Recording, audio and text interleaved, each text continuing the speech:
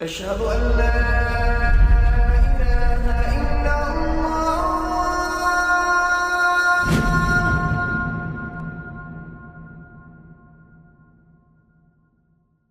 Raindrops media পরিবেশিত audio lecture series সিরাহ।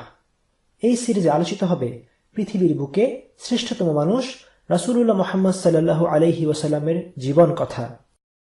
ইন্নাল হামদুলিল্লাহ ওয়াসসালাতু ওয়াসসালামু আলা রাসূলিল্লাহ ওয়া আলা আলিহি ওয়া আসহাবিহি ওয়া সাল্লামা তাসলিমান কাসীরান মাজিদান ইলা ইয়াউমিদ্দিন, আম্মা বা'দ।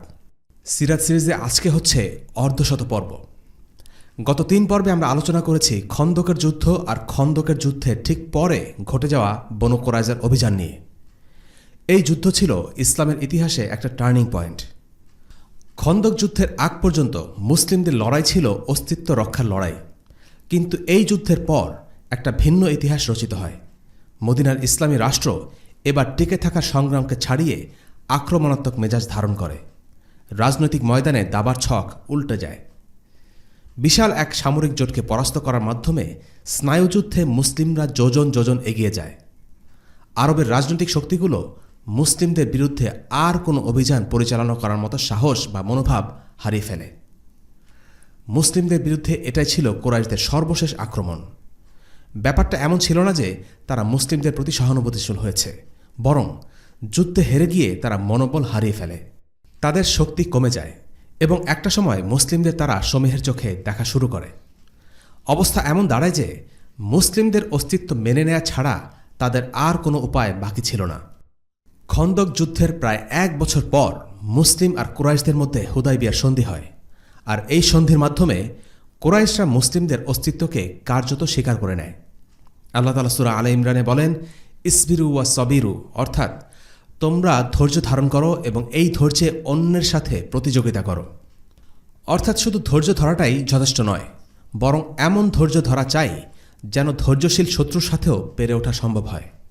বদর, উহুদ, খন্দক 3টি বড় বড় যুদ্ধে যখন মুসলিমরা ধৈর্যের সাথে মোকাবেলা করল, তখন কাফিররাই মানসিকভাবে ক্লান্ত আর হতাশ হয়ে পড়ে।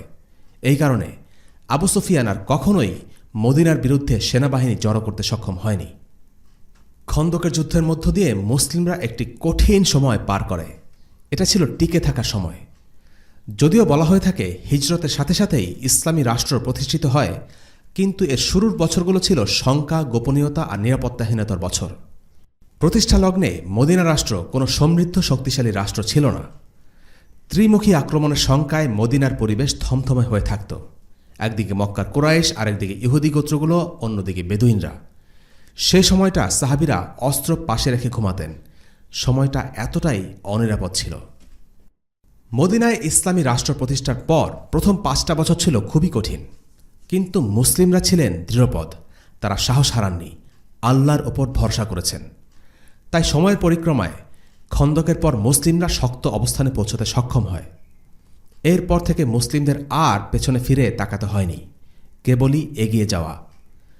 এই যুদ্ধের পর আল্লাহ রাসূল সাল্লাল্লাহু আলাইহি ওয়াসাল্লাম বলেন, এখন থেকে আমরা তাদের উপর আক্রমণ করব, তারা আর আমাদের আক্রমণ করতে পারবে না। খন্দকের যুদ্ধের সাথে সাথে মদিনার পররাষ্ট্রনীতিতে একটা বড় পরিবর্তন ঘটে। সেটা হচ্ছে আক্রমণাত্মক জিহাদের সূচনা। খন্দকের আগের জিহাদগুলো ছিল মূলত রক্ষণাত্মক। এই যুদ্ধের মাধ্যমে মদিনা থেকে ইহুদিদের সর্বশেষ গোত্রটিকে সরিয়ে দেয়া হয়। মদিনার ভেতর শত্রু বলতে বাকি থাকল কেবল মুনাফিকরা। বলা যেতে পারে খন্দকের যুদ্ধের মাধ্যমে ইসলামী রাষ্ট্র কৈশোর থেকে যৌবনে পদার্পণ করল। তবে আজকে আমাদের পর্বে আমরা কোনো প্রকার জিহাদ বা রাজনৈতিক ঘটনা নিয়ে আলোচনা করব না। আজকের পর্বে আমরা রাসূলুল্লাহ সাল্লাল্লাহু আলাইহি ওয়াসাল্লামের একটি বিয়ে নিয়ে আলোচনা করব, আর সেটি হচ্ছে যায়নাব রাদিয়াল্লাহু আনহুর সাথে বিয়ে। এই বিয়ে নিয়ে আলাদাভাবে আলোচনা করা হচ্ছে এই কারণে যে এই বিয়েকে কেন্দ্র করে ইসলাম বিদ্বেষীরা রাসূলুল্লাহ সাল্লাল্লাহু আলাইহি ওয়াসাল্লামের চরিত্রে কালিমা লেপন করতে চায়। আমরা আগেই বলেছি, নবীজের যে দুটো বিয়ে নিয়ে ইসলামের শত্রুরা সবচেয়ে বেশি সমালোচনা করে সেগুলো হচ্ছে আয়েশা রাদিয়াল্লাহু আনহা এবং যায়নাব রাদিয়াল্লাহু আনহার সাথে বিয়ে। এই দুটো বিয়েই সরাসরি আল্লাহর নির্দেশে সম্পাদিত হয়েছে। আজকের পর্বে আমরা যায়নাব রাদিয়াল্লাহু আনহার সাথে নবীজি সাল্লাল্লাহু আলাইহি ওয়াসাল্লামের বিয়ের কাহিনী এবং এই কাহিনীর সাথে সম্পর্কিত যাবতীয় আগের ও পরের বিষয় নিয়ে আলোচনা করব ইনশাআল্লাহ। প্রথমে আমরা জানব যায়নাব রাদিয়াল্লাহু আনহা সম্পর্কে। তার পুরো নাম জাইনাব বিনতে জাহাশ। তিনি ছিলেন প্রথম যুগের একজন মুসলিমা। সম্ভ্রান্ত পরিবারের এই নারী ছিলেন জাহাশ বিন রিবাব এবং আমিনা বিনতে আব্দুল মুত্তালিবের কন্যা। উহুদের একজন শহীদ আবদুল্লাহ বিন জাহাশের ঘটনা আমরা আলোচনা করেছি। জাইনাব ছিলেন তাঁরই বোন, আর সম্পর্কের দিক থেকে তিনি ছিলেন রাসূলুল্লাহ সাল্লাল্লাহু আলাইহি ওয়াসাল্লামের ফুফাতো বোন। মদিনায় একদম প্রথম দিকে যারা হিজরত করেছিলেন তাদের মধ্যে একজন ছিলেন জাইনাব। তিনি তার তাকওয়ার জন্য পরিচিত ছিলেন। তিনি দিনে রোজা রাখতেন, রাতে সালাতে দাঁড়াতেন, পা ব্যথা হয়ে যেত, তবু সালাত ছাড়তে চাইতেন না। আর তার অন্তর ছিল উদার, দান করতেন হাত খুলে। তার দানের চমৎকার একটা বর্ণনা দিয়েছেন মা আয়েশা রাদিয়াল্লাহু আনহা। সতীন হিসেবে আয়েশার সবচেয়ে যোগ্য প্রতিদ্বন্দ্বী ছিলেন জাইনাব রাদিয়াল্লাহু আনহা। কিন্তু জাইনাব এতই গুণী একজন নারী ছিলেন যে খোদ আয়েশাও তার সতীনের প্রশংসা না করে পারেননি। আয়েশা জাইনাবের ব্যাপারে বলেন, দিনদারিতার বিচারে জাইনাবের মতো অসাধারণ আর কোনো নারীকে দেখিনি। তাকওয়া বলো, সত্যবাদিতায় বলো, তিনি ছিলেন সেরা। আত্মীয় স্বজনের প্রতি তার যে দরদ ছিল তেমনটাও আর কারো মাঝে দেখিনি। দান করার ক্ষেত্রে সবার চেয়ে এগিয়ে ছিলেন। দান করার সময় কখনো নিজের কথা ভাবতেন না। এভাবেই আল্লাহর নৈকট্য অর্জন করেছিলেন এই বান্দি। হ্যাঁ, দোষ বলতে একটা দোষ তার ছিল, চট করে রেগে যেতেন, প্রচণ্ড রেগে যেতেন। তবে সেই রাগ কখনোই খুব দীর্ঘক্ষণ স্থায়ী হতো না। জাইনাবের দানশীলতা নিয়ে একটা মজার গল্প আছে। আয়েশা রাদিয়াল্লাহু আনহা বলেন, একবার রাসূলুল্লাহ সাল্লাল্লাহু আলাইহি ওয়াসাল্লাম আমাদের বললেন, তোমাদের মধ্যে যার হাত সবচাইতে লম্বা সেই সবার আগে আখিরাতে আমার সাথে মিলিত হবে। এই কথা শুনে তারা সবাই নিজেদের হাতের দৈর্ঘ্য মাপতে শুরু করে দিলেন। দেখা যাক কার হাত বেশি লম্বা। আসলে হাত লম্বা বলতে রাসূলুল্লাহ সাল্লাল্লাহু আলাইহি ওয়াসাল্লাম বুঝিয়েছিলেন কে কত বেশি সাদাকা করে। বিষয়টি বুঝতে পেরে আয়েশা রাদিয়াল্লাহু আনহা বলেন, আমাদের মধ্যে সবচাইতে লম্বা হাত ছিল জাইনাবের। রাসূলুল্লাহ সাল্লাল্লাহু আলাইহি ওয়াসাল্লামের স্ত্রীদের মধ্যে সবচেয়ে বেশি সাদাকা করতেন জাইনাব রাদিয়াল্লাহু আনহা। আল্লাহ রাসূল সাল্লাল্লাহু আলাইহি ওয়াসাল্লামের এই কথাটিও সত্যি হয়। রাসূলুল্লাহ সাল্লাল্লাহু আলাইহি ওয়াসাল্লামের মৃত্যুর পর উম্মুল মুমিনিনদের মধ্যে তিনিই সবার আগে মারা যান।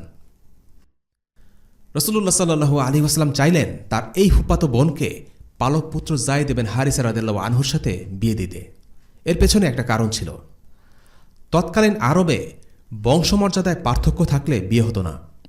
যায়েদ অতীতে ছিলেন একজন দাস। রাসূলুল্লাহ সাল্লাল্লাহু আলাইহি ওয়াসাল্লাম তাকে মুক্ত করে দিয়েছিলেন এবং পালক পুত্র হিসেবে গ্রহণ করেন। অন্যদিকে জাইনাব কুরাইশদের সম্ভ্রান্ত পরিবারের কন্যা। সামাজিক মর্যাদায় দুজনের মাঝে বিশাল পার্থক্য। সে সময় আরবরা স্বাধীন হওয়া দাসকে খুব একটা সম্মানের চোখে দেখত না। কিন্তু এটা ইসলামের শিক্ষা নয়। ইসলামে ধনী গরিব, উচ্চ বংশ, নিম্ন বংশ, সাদা কালো এসবের ভিত্তিতে মর্যাদা নির্ধারিত হয় না, বরং ইসলামে কারো মর্যাদা নির্ধারিত হয় তার তাকওয়ার দ্বারা। আর তাই রাসূলুল্লাহ সাল্লাল্লাহু আলাইহি ওয়াসাল্লাম চাইলেন আরবদের বৈষম্যমূলক মনোভাব বদলে যাক। মুসলিমরা যেন তাকওয়া দিয়ে মানুষকে বিচার করে, বংশমর্যাদা দিয়ে নয়। আর তাই তিনি নিজ পরিবার, নিজ আত্মীয়দের দিয়েই স্রোতের বিপরীতে যাওয়ার সূচনা করেন। জাইনাবের কাছে তিনি যায়েদকে বিয়ের প্রস্তাব দিলেন। জাইনাব প্রথমে রাজি হলেন না। তখন আল্লাহ তাআলা আয়াত নাজিল করলেন, وما كان لمؤمن ولا مؤمنة إذا قضى الله ورسوله أمرا أن يكون لهم الخيرة من أمرهم ومن يعص الله ورسوله فقد ضل ضلالا مبينا।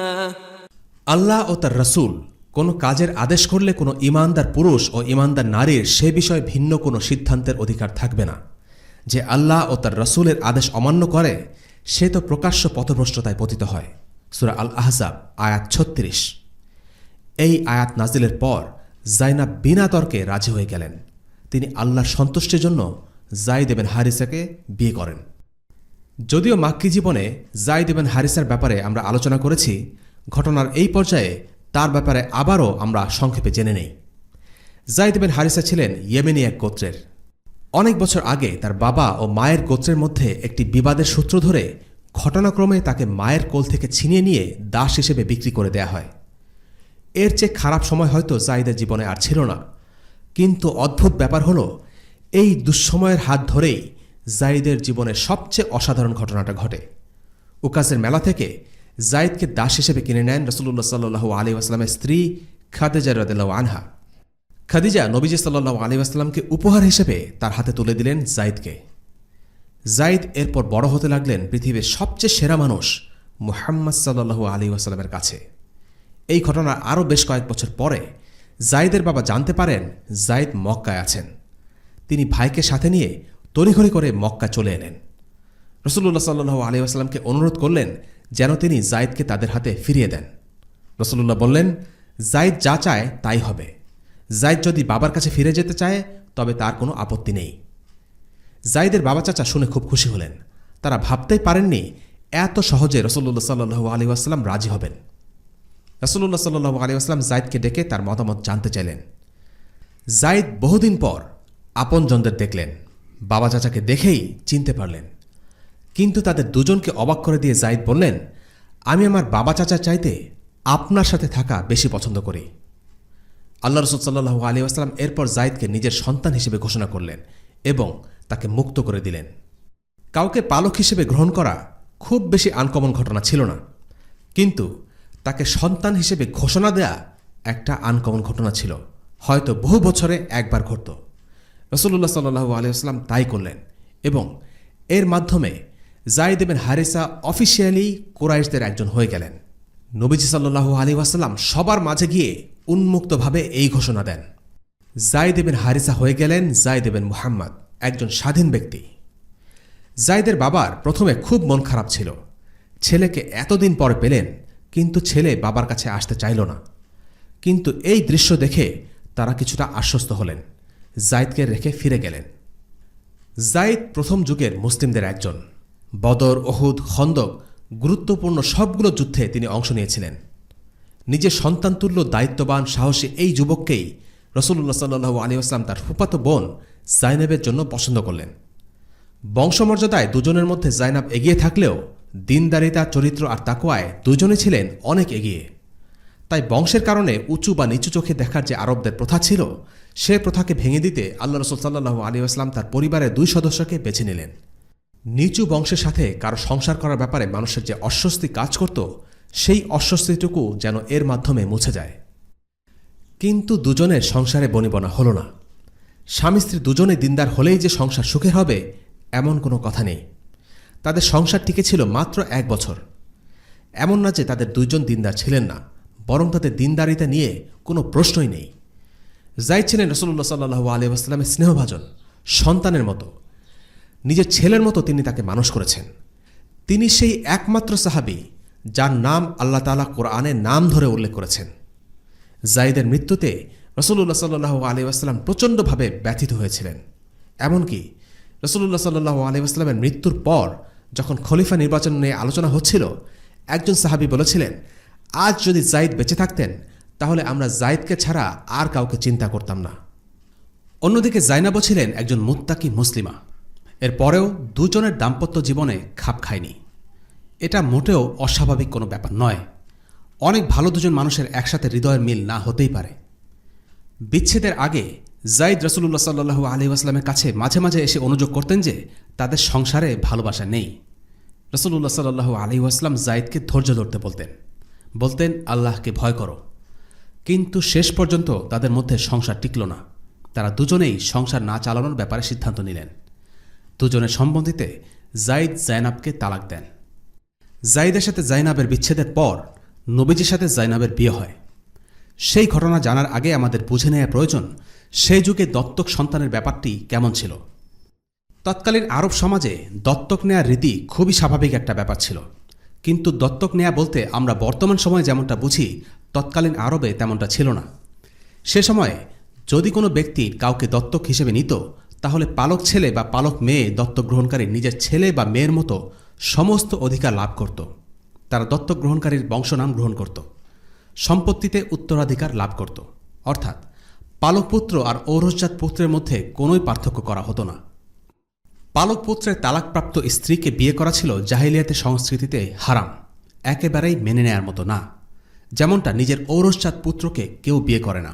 অর্থাৎ সত্যিকারের পিতা পুত্রের যেমন সম্পর্ক, সেটাই তাদের উপর প্রযোজ্য হতো। কিন্তু ইসলাম এসে সেই নিয়মগুলো বদলে দেয়। আল্লাহ তাআলা বলেন, ما جعل الله لرجل من قلبين في جوفه وما جعل أزواجكم اللائي تظاهرون منهن أمهاتكم وما جعل أدعياءكم أبناءكم ذلكم قولكم بأفواهكم والله يقول الحق وهو يهدي السبيل ادعوهم لآبائهم هو أقسط عند الله فإن لم تعلموا آباءهم فإخوانكم في الدين ومواليكم وليس عليكم جناح فيما أخطأتم به ولكن ما تعمدت قلوبكم وكان الله غفورا رحيما আল্লাহ তোমাদের পোষ্যপুত্রকে তোমাদের পুত্র করেননি, এগুলো তোমাদের মুখের কথা মাত্র। আল্লাহ ন্যায় কথা বলেন এবং পথ প্রদর্শন করেন। তোমরা যাদেরকে তাদের পিতৃ পরিচয় ডাকো, এটাই আল্লাহর কাছে ন্যায়সঙ্গত। যদি তোমরা তাদের পিতৃ পরিচয় না জানো, তবে তারা তোমাদের দ্বীনি ভাই ও বন্ধুরূপে গণ্য হবে। এই ব্যাপারে আগে যদি তোমাদের কোনো ভুল হয়ে থাকে, তবে তাতে তোমাদের জন্য কোনো গুনাহ নেই। তবে ইচ্ছাকৃত হলে ভিন্ন কথা। আল্লাহ ক্ষমাশীল, পরম দয়ালু। সূরা আহজাব আয়াত 4 এবং 5। অর্থাৎ ইসলাম একটি নতুন বিধান নিয়ে আগমন করল, আর সেটি হচ্ছে পালক পুত্রকে পুত্র বললেই সে পুত্র হয়ে যায় না, বরং তাদের সম্পর্ক হচ্ছে ভ্রাতৃত্বের সম্পর্ক। এই আয়াত নাজিল হওয়ার আগ পর্যন্ত জায়েদকে ডাকা হতো জায়েদ ইবনে মুহাম্মদ। এই আয়াত নাজিলের পর তিনি আগের নামে ফিরে যান, জায়েদ ইবনে হারিসা। ইসলামে পোষ্যপুত্রের নাম তার আসল পিতার নামে হতে হবে, পালক পিতার নামে নয়। পালকপুত্র বা ঔরসজাত পুত্রের অধিকার একই রকম হবে না, অর্থাৎ তাদের মধ্যে পার্থক্য থাকবে। যেমন পালকপুত্র উত্তরাধিকার বা তার পালক বাবা থেকে উত্তরাধিকার সূত্রে কোনো সম্পদ লাভ করবে না। পালকপুত্র যখন বালেগ হবে, তখন পালক মাকে তার সামনে পর্দা করতে হবে, অথবা পালক কন্যার ক্ষেত্রে সে যখন প্রাপ্তবয়স্ক হবে, তখন তাকে পালক বাবার সামনে পর্দা করতে হবে। কিন্তু আমাদের মনে রাখতে হবে, ইয়াতিমের দেখাশোনা করা, ভরণ পোষণ দেয়া ইসলামের নজরে খুব মহৎ কাজ, অনেক বেশি সওয়াবের একটা কাজ। কিন্তু ইয়াতিম বা পালক পুত্র কিংবা কন্যা কখনোই পালক পিতার নামে পরিচিত হবে না, এবং পিতা পুত্রের সম্পর্ক তাদের উপর প্রযোজ্য হবে না। আল্লাহ তাআলা পালক পুত্রের ব্যাপারে সমাজের জাহিলিয়াতের যে রীতি ছিল তা ভেঙে ইসলামের ন্যায় ও সত্য প্রতিষ্ঠিত করতে চাইলেন। কোনো গাছ যদি বড় হয়ে মাটির গভীরে শিকড় গজিয়ে বসে, তখন সেই গাছ উপড়ে ফেলার কাজ সাধারণ কাউকে দিয়ে হয় না। তেমনিভাবে পালক সন্তানের এই সামাজিক প্রথা ভেঙে দেওয়ার জন্য আল্লাহ রসুল সাল্লাল্লাহু আলাইহি ওয়াসাল্লামকেই আল্লাহ বেছে নিলেন, আর এটার জন্য আল্লাহ রসুল সাল্লাল্লাহু আলাইহি ওয়াসাল্লামের সাথে জাইনাবের বিয়ের সিদ্ধান্ত জারি করলেন। এই প্রথা মুখের আদেশ দিয়েও ভাঙা যেত, কিন্তু আল্লাহ চাইলেন কাজের মাধ্যমে দৃষ্টান্ত স্থাপন করে এই প্রথাকে ভেঙে দিতে, আর তাই তিনি নিজের তার প্রেরিত রাসূলকে বিয়ে দিলেন জাইনাবের সাথে। মুখে বলা আর করে দেখানো কখনোই এক নয়। কোনো কথা বলার চেয়ে করে দেখালে নিশ্চিতভাবেই সেটা অনেক বেশি প্রভাব সৃষ্টি করে। আল্লাহ সেটাই ফয়সালা করেন। আল্লাহ রসুলের সাথে জাইনাবের বিয়ে দিয়ে দেন। এই বিষয়টা নিয়ে জাইনাব খুব গর্ব করে আল্লাহ রসুল সাল্লাল্লাহু আলাইহি ওয়াসাল্লামের অন্য স্ত্রীদের বলতেন, তোমাদের বিয়ে হয়েছে জমিনে আর আমার বিয়ে হয়েছে আসমানে। পুরো এই ঘটনায় দুটো বিষয় সুপ্রতিষ্ঠিত হয়ে গেল। এক, দত্তক নেয়া বলে কিছু নেই। পালক পুত্র বা কন্যাকে স্ব পিতৃ পরিচয়ে বড় করতে হবে। 2, পালক পুত্রের তালাকপ্রাপ্তা স্ত্রীকে বিয়ে করতে কোনো সমস্যা নেই, এটি সামাজিক কুপ্রথা মাত্র। আয়াত নাজিল হওয়ার পর রাসূলুল্লাহ সাল্লাল্লাহু আলাইহি ওয়াসাল্লাম যায়েদ ইবনে হারিসাকেই বিয়ের প্রস্তাব নিয়ে জাইনাবের কাছে পাঠান।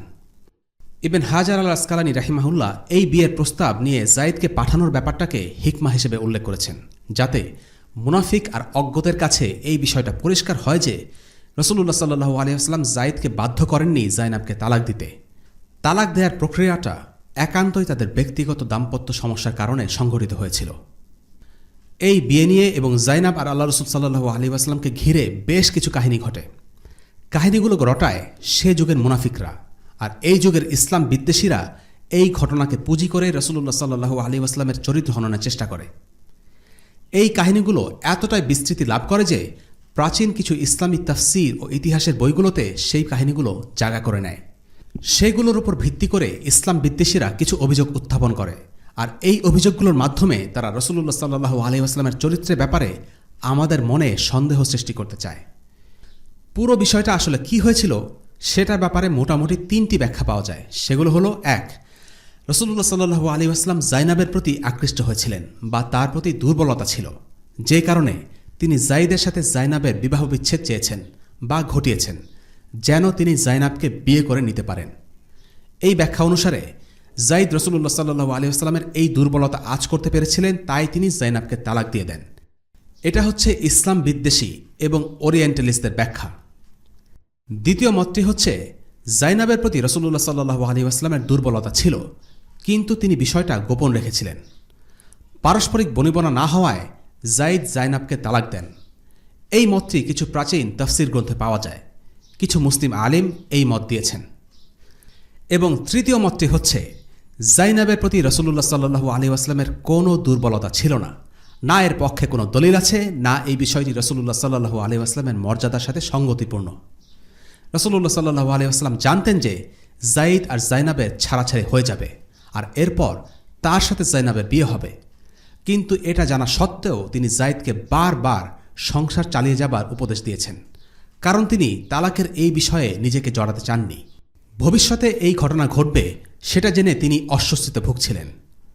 বেশিরভাগ আলিম এই মত গ্রহণ করেছেন এবং এটি সবচেয়ে প্রতিষ্ঠিত ব্যাখ্যা। এবার আমরা এই 3টি ব্যাখ্যা নিয়ে সংক্ষেপে আলোচনা করব। প্রথম ব্যাখ্যাটি হচ্ছে মূলত ওরিয়েন্টালিস্ট, ইসলাম বিদ্বেষী এবং তৎকালীন মুনাফিকদের। তারা বলে আল্লাহ রাসূল সাল্লাল্লাহু আলাইহি ওয়াসাল্লাম ঘটনাক্রমে জাইনাবকে দেখে জাইনাবের প্রেমে পড়ে যান, তাই তিনি জাইদকে তালাক দিতে বলেছেন যেন জাইনাবকে বিয়ে করতে পারেন। এর জবাব হচ্ছে জাইনাব রাদিয়াল্লাহু আনহা নতুন কেউ নন। আল্লাহ রাসূল সাল্লাল্লাহু আলাইহি ওয়াসাল্লাম অনেক আগে থেকেই জাইনাবকে চিনতেন। তখনও হিজাবের আয়াত নাজিল হয়নি, তিনি জাইনাবকে আগেই দেখেছেন। বিয়ে করতে চাইলে তিনি আগেই জাইনাবকে বিয়ে করতে পারতেন। আর রাসূলুল্লাহ সাল্লাল্লাহু আলাইহি ওয়াসাল্লাম নিজেই চেয়েছেন জাইদের সাথে জাইনাবের বিয়ে হোক। তাদের সংসারে যখন বনিবনা হচ্ছিল না, তখনও আল্লাহ রাসূল সাল্লাল্লাহু আলাইহি ওয়াসাল্লাম জাইদকে বারবার বলেছেন যেন তিনি সংসার করার চেষ্টা চালিয়ে যান। তিনি যদি জাইনাবের প্রতি আগ্রহী থাকতেন, তিনি আগেই তাকে বিয়ে করে নিতে পারতেন। তিনি সেটা করেননি। তিনি যদি জাইনাবের প্রতি আগ্রহী থাকতেন, তাহলে জাইদকে বারবার সংসার চালিয়ে যাবার উপদেশ দিতেন না। কাজেই তাদের এই সমালোচনা পুরোপুরি ভিত্তিহীন, অবান্তর। আল্লামা শফিউর রহমান মোবারকপুরী রাহিমাহুল্লাহ তাদের এই সমালোচনার কারণ নিয়ে একটি গুরুত্বপূর্ণ মন্তব্য করেছেন। তিনি বলেছেন, মুনাফিকরা এই ধরনের কথাবার্তা ছড়িয়েছিল কারণ তারা বুঝতে পারছিল অস্ত্রের জোরে মুসলিমদের পরাজিত করা সম্ভব নয়। তাই তারা নতুন কৌশল হিসেবে রাসূলুল্লাহ সাল্লাল্লাহু আলাইহি ওয়াসাল্লামের চরিত্র হননের চেষ্টা চালায়, যেন তার প্রতি মানুষের সম্মান ও ভক্তি নষ্ট হয়ে যায়। অর্থাৎ তাদের এই অপপ্রচার ছিল রাজনৈতিক উদ্দেশ্য প্রণোদিত। দ্বিতীয় ব্যাখ্যাটি হল রাসূলুল্লাহ সাল্লাল্লাহু আলাইহি ওয়াসাল্লামের জাইনাবের প্রতি দুর্বলতা ছিল। এর প্রমাণ হিসাবে বেশ কিছু হাদিস উপস্থাপন করা হয়। এই হাদিসগুলোর একাধিক ভার্সন আছে। এই ক্ষেত্রে সবচেয়ে বিখ্যাত যে ঘটনাটা উল্লেখ করা হয় সেটা হলো, একদিন রাসূলুল্লাহ সাল্লাল্লাহু আলাইহি ওয়াসাল্লাম জাইদ ইবনে হারিসার বাড়িতে গেলেন। তখন পর্দার বিধান নাজিল হয়নি। জাইদ বাড়িতে ছিলেন না। জাইদের স্ত্রী জাইনাব দরজা খুলে রাসূলুল্লাহ সাল্লাল্লাহু আলাইহি ওয়াসাল্লামের সাথে কথা বললেন। সেখানে জাইনাবকে দেখে রাসূলুল্লাহ সাল্লাল্লাহু আলাইহি ওয়াসাল্লাম আকৃষ্ট হলেন। অনেকের দাবি হলো তারই ফলাফল হিসেবে পরবর্তীতে জাইদ জাইনাবকে তালাক দেন, কিংবা জাইদ মনে করেছেন রাসূলুল্লাহ সাল্লাল্লাহু আলাইহি ওয়াসাল্লাম জাইনাবের ব্যাপারে আগ্রহী, তাই তিনি জাইনাবকে তালাক দিতে চেয়েছেন। এই ধরনের হাদিস একাধিক আছে, যেগুলো পড়লে মনে হতে পারে যে জাইনাবকে দেখে রাসূলুল্লাহ সাল্লাল্লাহু আলাইহি ওয়াসাল্লামের ভালো লেগে যায় এবং তার প্রতি তিনি আকৃষ্ট হয়ে পড়েন। কিন্তু এই হাদিসগুলো 3টি কারণে গ্রহণযোগ্যতা পায় না। প্রথম কারণ হলো, এই বিষয়ে যতগুলো হাদিস আছে তার একটিও সনদের বিচারে সহি নয়। দ্বিতীয় কারণ হলো, এ বিষয়ে একাধিক হাদিস থাকলেও হাদিসগুলোর মাঝে মতন অর্থাৎ বর্ণনায় ভিন্নতা এতই বেশি যে এই হাদিসগুলো সম্মিলিতভাবে সহি বা শক্তিশালী হবার কোনো সম্ভাবনা নেই। উল্টো হাদিসগুলো জাল হবার সম্ভাবনাই বেশি। তৃতীয় কারণ হলো, এই হাদিসে আল্লাহ রাসূল সাল্লাল্লাহু আলাইহি ওয়াসাল্লামের ব্যাপারে যে বর্ণনা এসেছে সেগুলো আল্লাহ রাসূল সাল্লাল্লাহু আলাইহি ওয়াসাল্লামের মর্যাদার সাথে যায় না। আল্লাহ রাসূল সাল্লাল্লাহু আলাইহি ওয়াসাল্লাম একজন মানুষ ছিলেন সত্যি। যদি তার কাউকে ভালো লেগে যায়, সেটাও অসম্ভব নয়, কারণ অন্তরের উপরে মানুষের নিয়ন্ত্রণ থাকে না। কিন্তু একজন নবীর জন্য সঙ্গত বা শোভনীয় নয় যে তিনি কারো প্রেমে পড়ে যাবেন। এই হাদিসগুলো প্রথম যুগের কিতাবগুলোতে উল্লেখ করা আছে সত্যি, পরবর্তী যুগের আলিমরা সেগুলো যাচাই করেছেন, পরীক্ষা করেছেন এবং সেগুলো গ্রহণ করেননি। সনদ মতনের বিচারে এই ব্যাখ্যা টেকে না যে আল্লাহ রাসূল সাল্লাল্লাহু আলাইহি ওয়াসাল্লাম যায়নাবের প্রেমে পড়েছেন। এবার আসা যাক কোরআনের কথায়। কোরআন এই প্রসঙ্গে কি বলে? সূরা আহজাবে আল্লাহ বলছেন, وَإِذْ تَقُولُ لِلَّذِي أَنْعَمَ اللَّهُ عَلَيْهِ وَأَنْعَمْتَ عَلَيْهِ أَمْسِكْ عَلَيْكَ زَوْجَكَ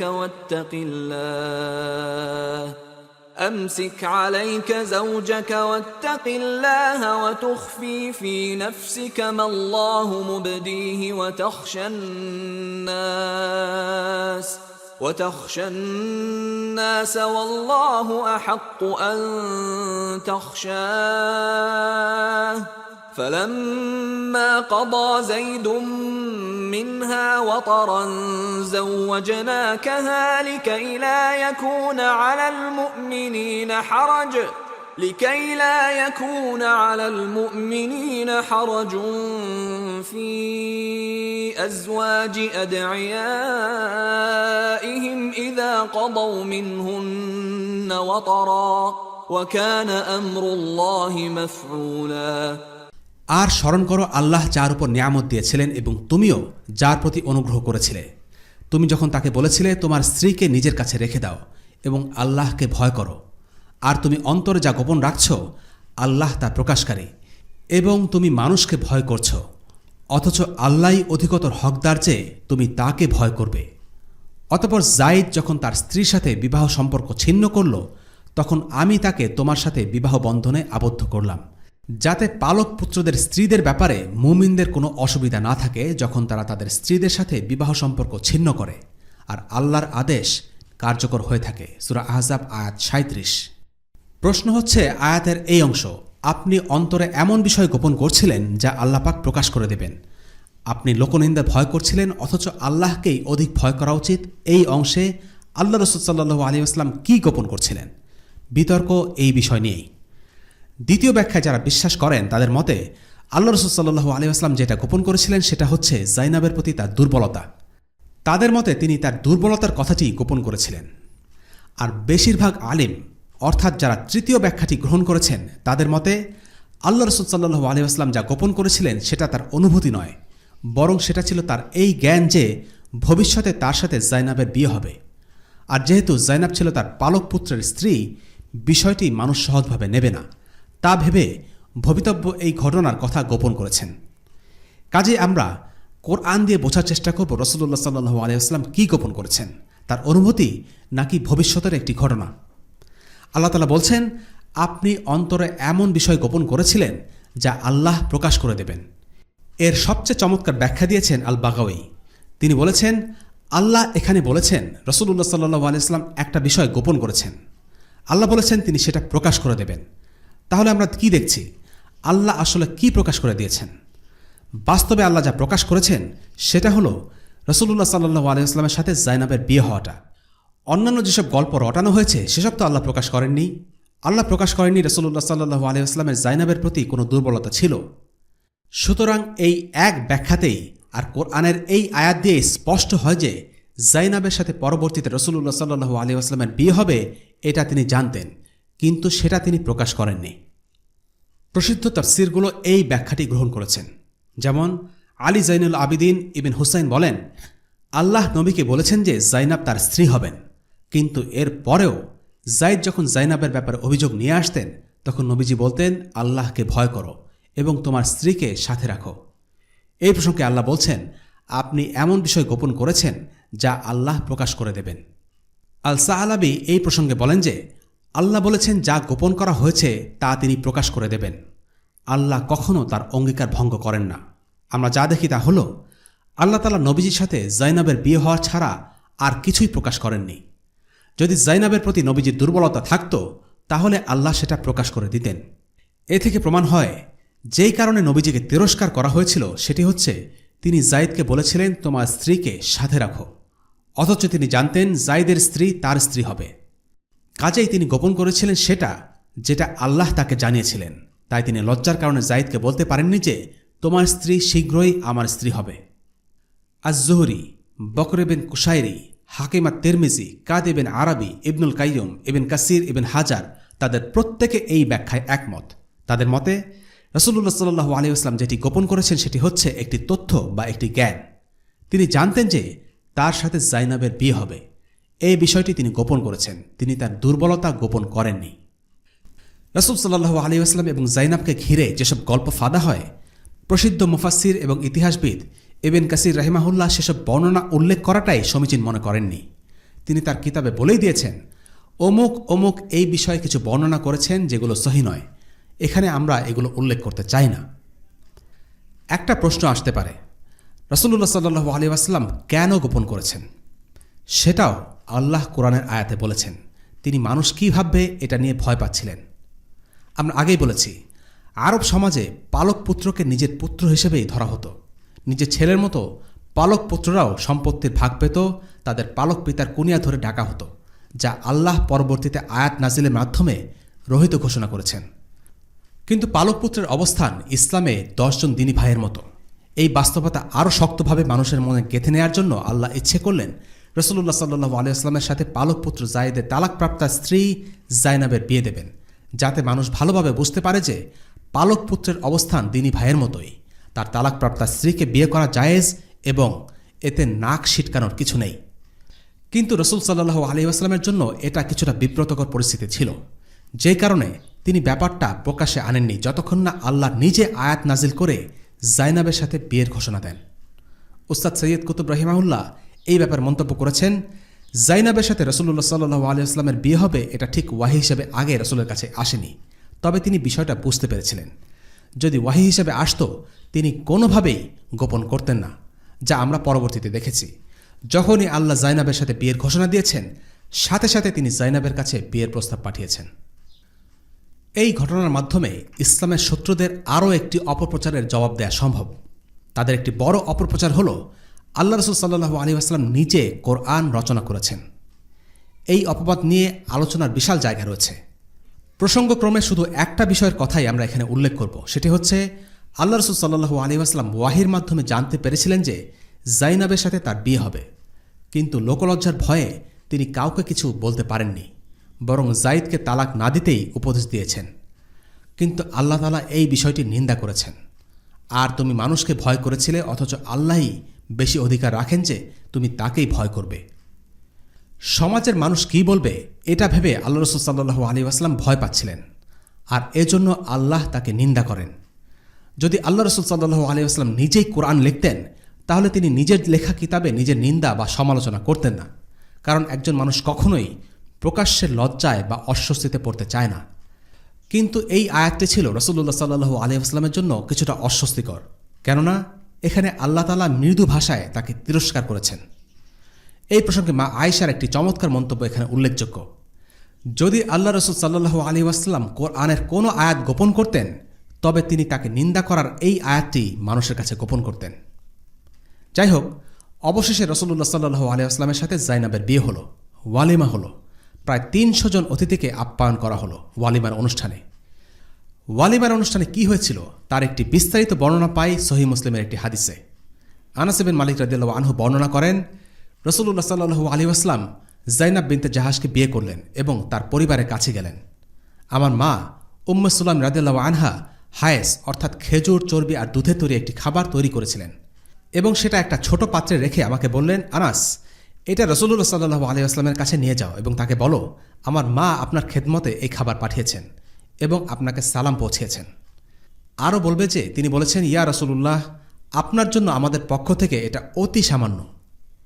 আনাস রাদিয়াল্লাহু আনহু বলেন, আমি হায়েস নিয়ে রাসূলুল্লাহ সাল্লাল্লাহু আলাইহি ওয়াসাল্লামের কাছে গেলাম এবং বললাম, ইয়া রাসূলুল্লাহ, আমার মা আপনাকে সালাম দিয়েছেন এবং বলেছেন আমাদের পক্ষ থেকে আপনার জন্য এটা অতি সামান্য। তিনি বললেন, এটা রাখো। তারপর বললেন, যাও অমুক অমুককে দাওয়াত দাও আর সেসব লোককে দাওয়াত দাও যাদের সাথে তোমার দেখা হবে। আনাস রাদিয়াল্লাহু আনহু বললেন, তখন আমি সে লোকদের দাওয়াত দিলাম এবং যাদের সাথে দেখা হলো তাদেরকেও দাওয়াত দিলাম। সাবিত রাদিয়াল্লাহু আনহু বললেন, আমি আনাস রাদিয়াল্লাহু আনহুকে জিজ্ঞেস করলাম আমন্ত্রিত লোক সংখ্যা কত ছিল। তিনি বললেন, প্রায় ৩০০। রাসূলুল্লাহ সাল্লাল্লাহু আলাইহি ওয়াসাল্লাম আমাকে বললেন, আনাস, হায়েসের পাত্রটি নিয়ে এসো। আনাস রাদিয়াল্লাহু আনহু বলেন, দাওয়াত পাওয়া লোকেরা সবাই আসলো। পুরো ঘর আর সুফফার চত্বর ভরে গেল। রাসূলুল্লাহ সাল্লাল্লাহু আলাইহি ওয়াসাল্লাম বললেন, তোমরা ১০ জন করে প্রত্যেকেই এই পাত্র থেকে নিজের সামনের স্থান থেকে খাবার খেতে শুরু করো। আনাস রাদিয়াল্লাহু আনহু বললেন, সকলেই খেয়ে তৃপ্ত হলেন। তিনি বলেন, একদল গেল আর একদল প্রবেশ করল, এভাবে সকলে খাবার খেল। তারপর তিনি আমাকে বললেন, আনাস, হায়েসের পাত্রটি উঠাও। তিনি বলেন, এরপর আমি পাত্রটি তুলে নিলাম। পাত্রটি রাখার সময় আমি বুঝতে পারলাম না যে খাবার কি আগের চাইতে বেড়ে গেল কিনা। কিছু লোক রাসূলুল্লাহ সাল্লাল্লাহু আলাইহি ওয়াসাল্লামের ঘরে বসে কথাবার্তা বলতে লাগলো, আর রাসূলুল্লাহ সাল্লাল্লাহু আলাইহি ওয়াসাল্লাম সেখানে বসা ছিলেন এবং তার সহধর্মিণী জাইনাব দেয়ালের দিকে করে পিছনে ফিরে রইলেন। তাদের উপস্থিতি তার কাছে কষ্টকর মনে হলো। তারপর তিনি তার অন্যান্য স্ত্রীর কাছে বেরিয়ে গেলেন এবং কিছুক্ষণ পর তিনি এলেন। লোকগুলো দেখল যে রাসূলুল্লাহ সাল্লাল্লাহু আলাইহি ওয়াসাল্লাম ফিরে এসেছেন এবং তারা বুঝতে পারল যে তাদের এভাবে বসে থাকা নবীজির জন্য কষ্টদায়ক হচ্ছে। তখন তারা তাড়াতাড়ি দরজার দিকে এগিয়ে গেল এবং সবাই বেরিয়ে গেল। তখন রাসূলুল্লাহ সাল্লাল্লাহু আলাইহি ওয়াসাল্লাম এলেন এবং পর্দা টেনে দিলেন এবং পর্দার ভিতরে প্রবেশ করলেন। আমি ঘরে বসে রইলাম। কিছুক্ষণের মধ্যে তিনি আমার কাছে ফিরে এলেন। তখন এই আয়াত নাজিল হয়। রাসূলুল্লাহ সাল্লাল্লাহু আলাইহি ওয়াসাল্লাম বের হয়ে আয়াত লোকদের কাছে পাঠ করলেন। يا أيها الذين آمنوا لا تدخلوا بيوت النبي إلا أن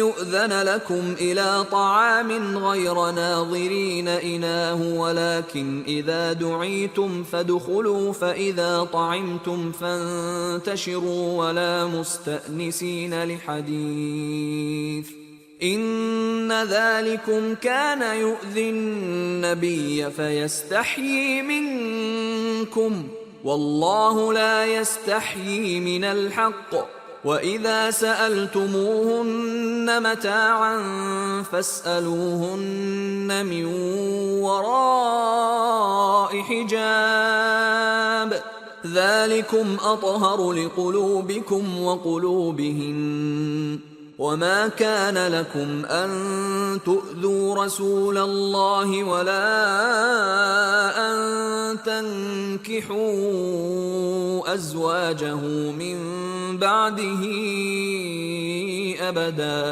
إن ذلكم كان عند الله عظيما হে মুমিনগণ, তোমরা নবীর ঘরসমূহে প্রবেশ করো না। অবশ্য যদি তোমাদেরকে খাবারের অনুমতি দেয়া হয় তাহলে প্রবেশ করো খাবারের প্রস্তুতির জন্য অপেক্ষা না করে। আর যখন তোমাদেরকে ডাকা হবে তখন তোমরা প্রবেশ করো এবং খাবার শেষ হলে চলে যাও, আর কথাবার্তায় লিপ্ত হও না, কারণ তা নবীকে কষ্ট দেয়। সে তোমাদের বিষয়ে সংকোচ বোধ করে, কিন্তু আল্লাহ সত্য প্রকাশে সংকোচ বোধ করেন না। আর যখন নবী পত্নীদের কাছে তোমাদের কোনো সামগ্রী চাইবে তখন পর্দার আড়াল থেকে চাইবে। এটি তোমাদের ও তাদের অন্তরের জন্য অধিকতর পবিত্র। আর আল্লাহ রসুলকে কষ্ট দেয়া এবং তার মৃত্যুর পর তার স্ত্রীদেরকে বিয়ে করা কখনো তোমাদের জন্য সঙ্গত নয়। নিশ্চয়ই এটি আল্লাহর কাছে গুরুতর পাপ। সূরা আহজাব আয়াত 53। এটাই ছিল রাসূলুল্লাহ সাল্লাল্লাহু আলাইহি ওয়াসাল্লামের স্ত্রীদের মধ্যে সবচেয়ে বড় পরিসরের এবং উত্তম ওয়ালিমা। এই ওয়ালিমায় অতিথিদের মাংস আর রুটি দিয়ে আপ্যায়ন করা হয়েছিল। জাইনাব রাদিয়াল্লাহু আনহার একটি ঘটনা দিয়ে আমরা আজকের পর্বের ইতি টানছি। খলিফা ওমর ইবনুল খাত্তাব রাদিয়াল্লাহু আনহুর আমলে সবচেয়ে বেশি রাষ্ট্রীয় ভাতা পেতেন উম্মুল মুমিনিন অর্থাৎ আল্লাহ রাসূল সাল্লাল্লাহু আলাইহি ওয়াসাল্লামের স্ত্রীরা। পরিমাণে যা ছিল 12,000 দিরহাম।